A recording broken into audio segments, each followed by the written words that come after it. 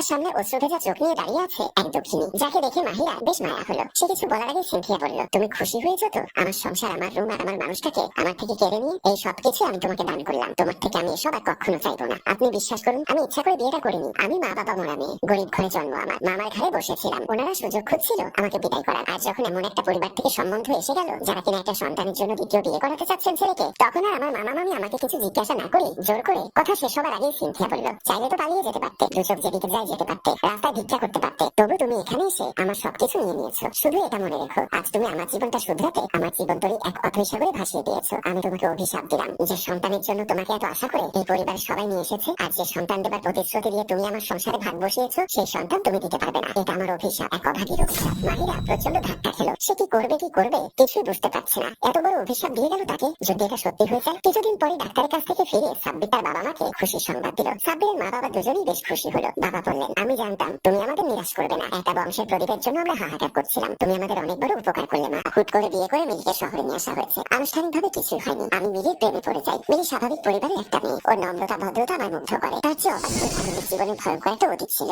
যে কথাটা মিলি আমার বিয়ের আগেই কথা বলার সময় জানিয়ে দেয়। নিখুঁত ভাবে বলে দিয়েছে। ওর কথা বলার চালচলন বেশ ভালো লেগে যায়। তাই আমি আর কিছু না ভেবে মায়ের কাছে মত প্রকাশ করি। আমাদের পাশে এসে সবকিছু মিলি দেখাশোনা করে। আমার মায়ের ওষুধ নিয়ম মাফিক মতো খাইয়ে দেয়। খাবার দাবার রান্না করার সমস্ত দায়িত্ব মিলি নিজের হাতে নেয়। মিলির ভালোবাসা আমার প্রতি কোনো কমতি ছিল না, বরং বেশি ছিল। ভেবেছিলাম হয়তো মিলি বিয়ের পরে আমাকে মেনে নিতে পারবে। সমস্ত ভুল মিথ্যা প্রমাণ করে দিয়ে মিলি আমাকে যথেষ্ট পরিমাণ ভালোবেসেছে। মিলি ভালোবেসে আমাকে আগলে রেখেছে। আমার জীবনে মিলির মতো একটা মেয়ে আসবে, সেই কারণেই হয়তো আমার কারোর সাথে প্রেম ভালোবাসা হয়নি। আমি ক্লাসের শব্দে হুঁশ ফিরল। আমার ছোট ভাই মাহি রাতে উঠে পানি খায়। বারবার বলার পরে রুমে পানি রাখে না, কারণ এই ওসিলায় সে রাতে আমাদের দরজায় কান পাতে। আমি আগেও বিষয়টা খেয়াল করেছি, আজকেও খেয়াল করে দরজা খুললাম। দেখিও দ্রুত রুমে চলে গেল। আমার চেয়ে 3 বছরের ছোট। মাহিনকে কখনো কষ্ট আমি করতে দেইনি। সাধ্যমতো মাহিনের চাহিদাগুলো আমি পূরণ করতাম। মাহিনকে বলেছি ভালো মতো পড়াশোনা করে বাবার স্বপ্নটাকে পূরণ করতে। আমি তো বাবার স্বপ্ন পূরণ করতে পারিনি, কিন্তু হঠাৎ করে আমার ভাইয়ের পরিবর্তনটা কোনোভাবেই মানতে পারছি না। মাহিন হঠাৎ করে মিলির সাথে এমন ব্যবহার কেন করবে? মিলি তো মাহিনের বড় ভাইয়ের স্ত্রী। যেখানে ভাবিকে সম্মান করবে, সেখানে মাহিন বাজে নজরে তাকায়। আমি কোনোভাবেই মানতে পারছি না। আমি না পারছি মাহিনের কাছে জিজ্ঞাসা করতে,